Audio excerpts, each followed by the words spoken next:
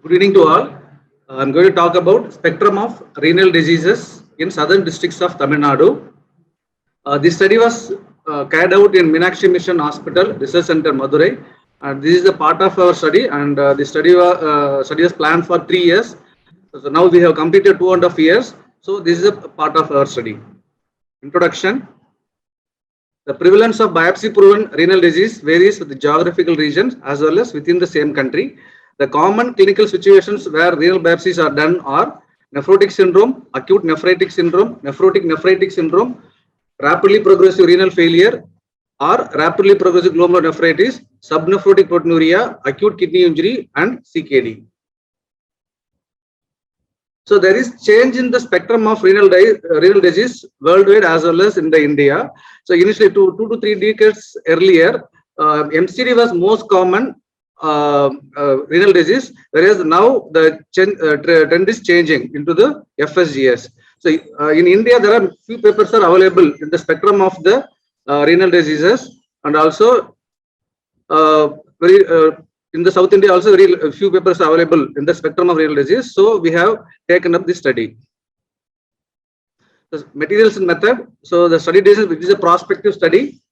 It is a 3 years period, started from 2019 to 2022, and sample size was 1056. In this, donor protocol biopsies and transplant renal biopsies are excluded from this study. So total sample size was 1056 for 2.5 years.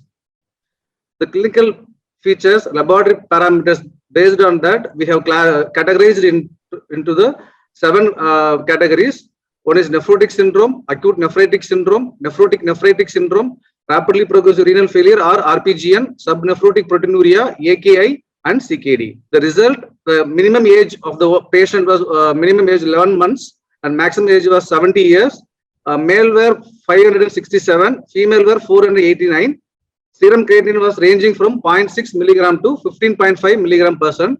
Hypertension was seen in 201 patients and diabetes mellitus was seen in 148 patients out of 1056. So this table shows the clinical syndromes.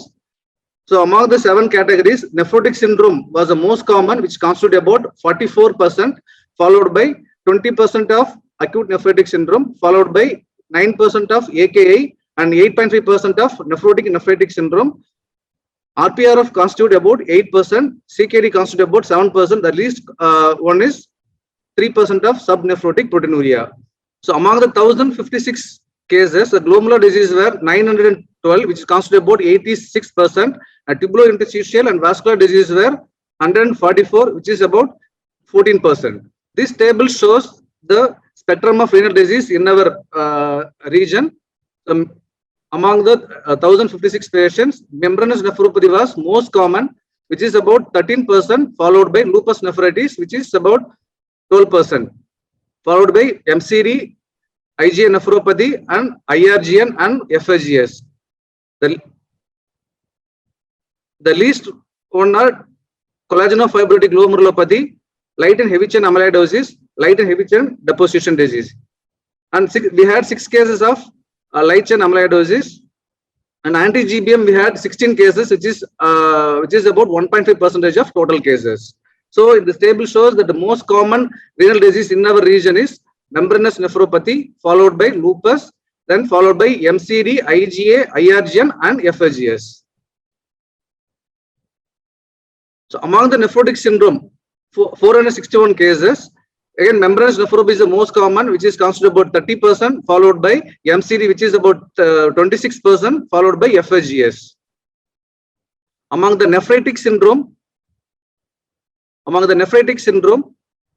IgA is top in the list, which is about 32%, followed by IRGN, followed by lupus nephritis, followed by immune complex mediated glomerulonephritis. The least one was TMA and secondary amyloidosis. Among the AKI, 92 cases, acute interstitial nephritis is the most common, which constitute about 50%. Among these 46 cases, 5 cases were granulomatous interstitial nephritis, which is treated with ATT. For the second most common AKI was acute tubular injury, which is about 41%, followed by acute pyelonephritis, which is about 7%. Among the both nephrotic and nephritic syndrome, lupus is the most common one, which is about 60%, followed by IRGN and IgN nephropathy.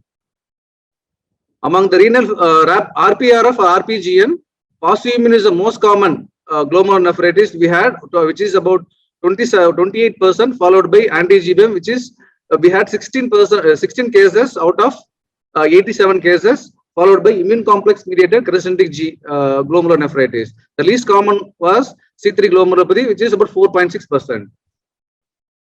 Among the CKD, hypertension nephrosclerosis is the most common one, followed by diabetic nephropathy and diffuse global sclerosis.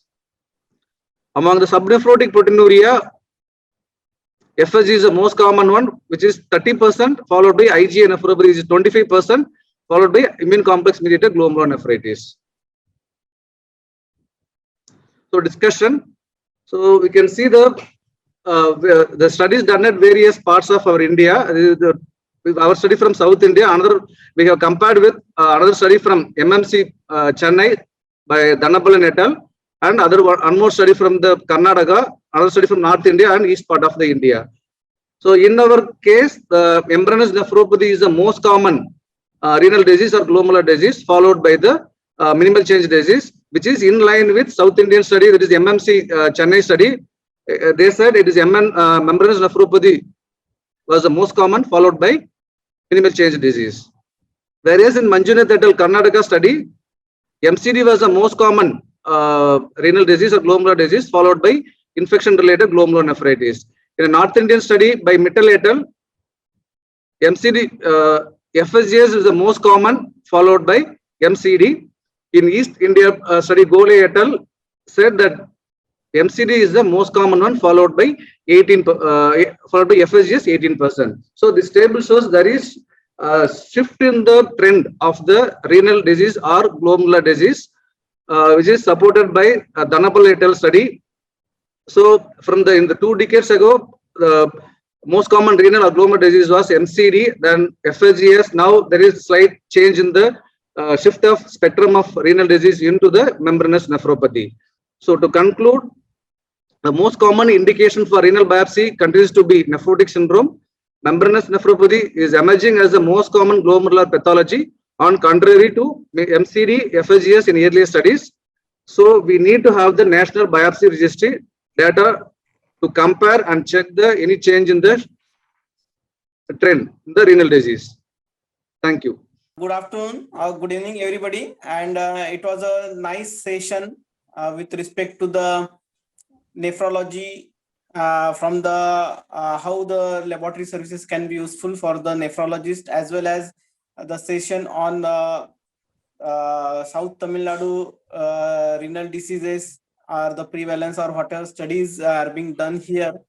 So we have got a very important insight with respect to the laboratory investigations as well as the spectrum of the renal diseases in South Tamil Nadu. So I am very thankful to both the speakers for giving their valuable time and sharing their knowledge with us.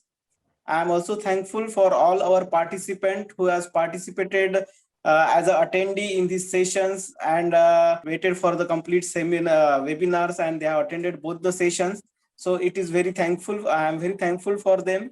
And also I am thankful for the management for arranging this type of webinars on regular basis, so as to share our knowledge from our eminent speakers for our all referring doctors as well as students, PGs with the respective specialties. So thank you all, and thanks for attending the session. Thank you.